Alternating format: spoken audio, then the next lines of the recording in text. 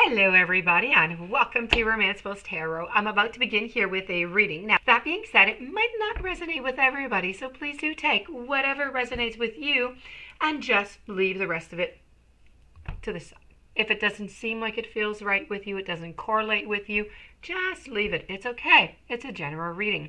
If, however, you would like to have your own personal reading, you're in search of answers, you're in search of guidance, please do contact me at romancefultarot@gmail.com, and it'll be my great pleasure to send you the different type of readings that I can offer you so you can find those answers that you're searching for.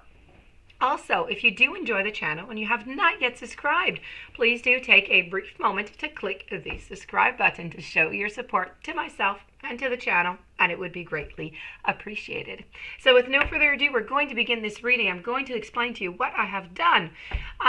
This reading here is for the sign of Sagittarius, and Sagittarius alone, because I have channeled messages from your spirit guide to come and give you some messages on love, on relationships. But now these messages, they can be warnings or they can be blessings, okay? So these are warnings or blessings from your spiritual guide that I have channeled for the sign of Sagittarius. So I have 4 messages for you, so with no further ado, let's begin.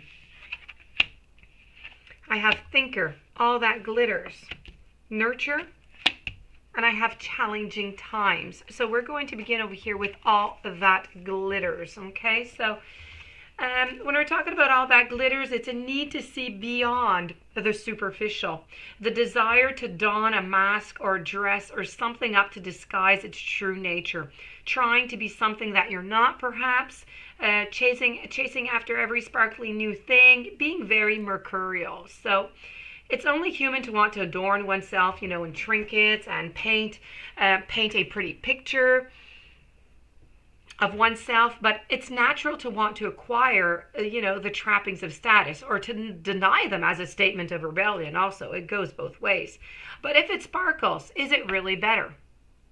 Whether it's a fast car, a big house, a title, a position, a stamp, the sparkling diamonds, these icons let you know something about a person, a place, or a thing. Or do they?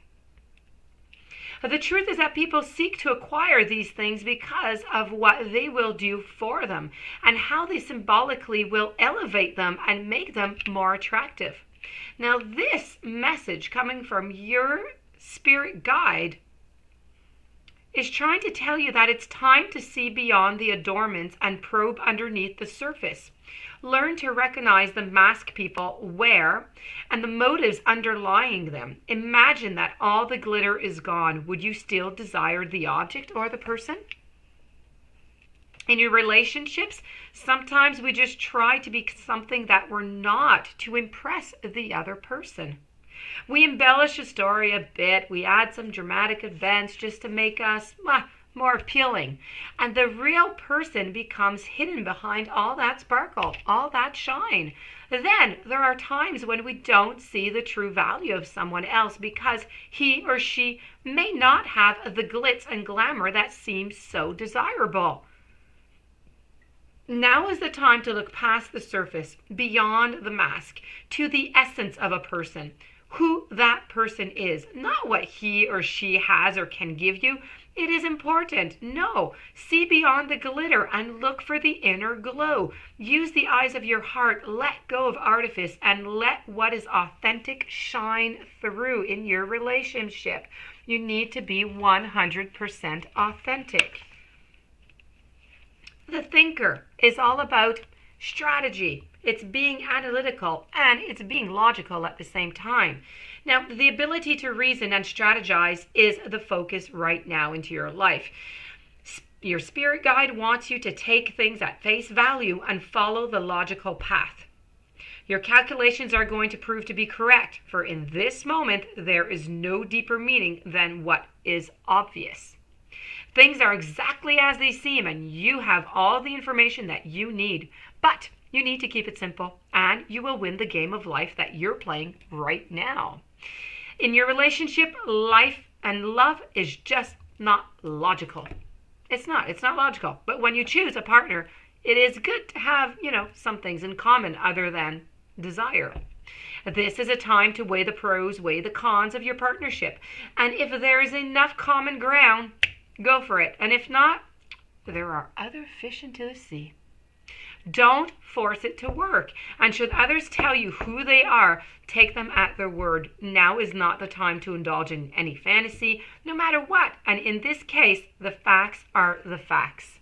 Nothing more. Now we're going to move over to challenging times. This is all about your ego, the conflicts, some challenges, maybe even some competition around. Human ego can be helpful when it provides us with a sense of self, a sense of value, and a sense of purpose. However, the ego can also lead to problems when it seeks to build itself up at the expense of others. Quarrelsome energies may be into the air at this time, and you may find yourself either instigating disagreements or being pulled into them by others. You need to step back and you need to examine the real issue behind the conflict. You may find that it's more about being right than it is about what was right. You may also find a relationship to be more challenging than usual, sensing an underlying power struggle even though surface energies appear to be calm. Use your intuition and intellect to ascertain what's happening. While competition can be stimulating, it is disruptive to a relationship. You can avoid this by thinking before you speak or act, and by coming from a place of honesty and a place of love. And once you do that, you're going to want to nurture the relationship. This is about cherishing, it's about nourishing, it's blossoming, it's abundance. The nurture, whenever you get this message, it's about, and it reminds you to tend to the garden, to your garden. Relationships must be nourished in order to thrive. You need to count the abundant blessings of the relationships that you have. Find ways to let other people know that you care for them and appreciate them. Good relationships can be taken to new levels of happiness. Faltering relationships can be revived with loving care and some attention. Equally, be sure to tend to your relationship with yourself. Nurture your soul by giving yourself the grace to be who you really are, and love yourself for it. Take a few moments every day to connect with the divine. Use your creativity in some way every day. Everyone has the ability to be creative, whether you paint, you write, you cook, you sew, you sing, you dance. All you have to do is live. Okay? Remember that nurturing yourself also rises your vibration and sends a signal of love out to the universe. And if you desire it, the signal is going to be a beacon that will bring a new and loving relationship to you. So this, my dear friend Sagittarius, was your message from your spirit guide.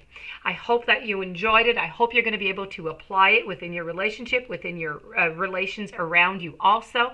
If you do have any questions, you would like to have a reading, please do contact me, romancefultarot@gmail.com. Please don't forget to subscribe, stay tuned for following readings, and have yourself a blessed day. Thank you for being there. I'll see you tomorrow with a new message.